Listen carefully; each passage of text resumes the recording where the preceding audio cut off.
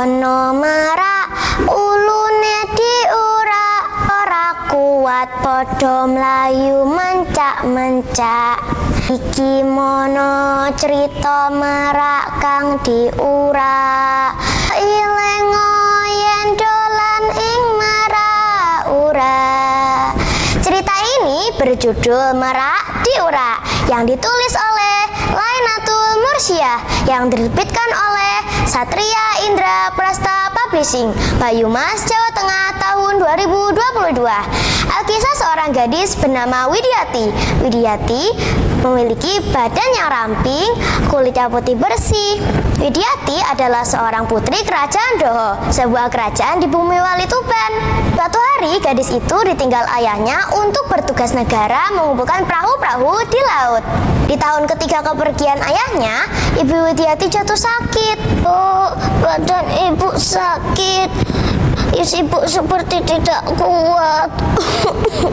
Widyati terus mencari obat untuk ibunya. Ia berjalan ke sana kemari.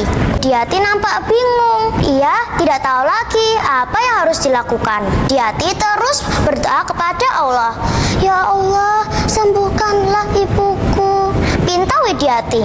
Selain khusyuk berdoa, Widyati juga terus-menerus berpuasa semata agar Allah mengabulkan doanya dan agar ibunya sembuh. Ibunya terus-menerus merintih kesakitan. Widyati merasa tak tega dan merasa iba. Di tengah malam, ia menggelar sajadah di halaman rumahnya sebagai tempat untuk berdoa dan bertapa kepada Allah. Tiba-tiba ada suara aneh dan menyeramkan. Itu adalah suara jin dan makhluk halus yang tidak nyaman ketika orang berdoa. Hai Widyati, berhentilah, hentikan doamu, kata suara aneh itu. Suara aneh itu menggelegar, menggati telinga Widyati. Namun Widyati mengabaikan dan tetap melanjutkan doanya. Tiba-tiba makhluk halus yang keluar dari semak-semak yang mengelilingi pertapaan Widyati. Makhluk itu berwujud merak jelmaan alam lain. Merak itu mengibaskan ekornya dan terus mengelilingi pertapaan Widyati. Awalnya Widyati merasa ketakutan melihat sosok merak tersebut. Namun Widyati mengabaikan dan tetap melanjutkan doanya. Sudahlah, hentikan saja, jangan kamu lanjutkan, kata si merak tersebut. Ayo segera tidur, jika kamu tidak mau tidur, tanganmu akan aku patuk, kata si merak tersebut. Tetapi Widyati tidak menghiraukan. Tiba-tiba sang merak mematuk tangan Widyati yang sedang sedekap berdoa. Tangan Widyati merasa kesakitan.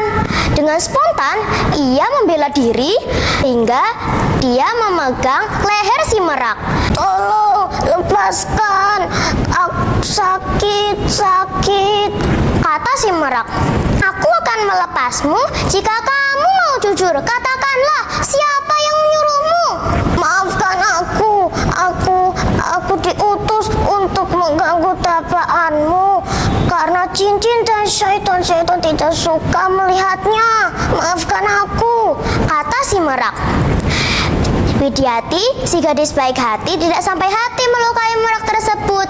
Setelah dilepaskan, ternyata merak tersebut berubah menjadi ksatria tampan seperti Madukara. Wahai gadis cantik, saya sejatinya adalah seorang dewa. Tugasku untuk menghentikan pertapaanmu dan tirakat puasamu karena cincin dan syaitan kalah denganmu, kata si ksatria tampan.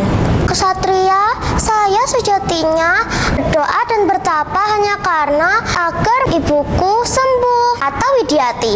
Udahilah pertapaanmu, segera pulang dan balurlah tubuh ibumu dengan ini. Atas izin Allah, doamu akan terkabul dan ibumu akan sembuh, kata si ksatria sambil menyodorkan sebuah botol amp. Suara burung pun berkicauan, ayam pun berkokok, kukuruyuk, kukuruyuk. Widiati segera pulang dan membalur tubuh ibunya dengan minyak ampuh. Atas kuasa Allah, Ibu Widiati sembuh. Tempat di mana Widiati mengusir atau mengurak merak tersebut dinamakan daerah Maraura. Yuk teman-teman, kita teladani Widiati, anak baik hati yang sayang ibunya. Bye-bye.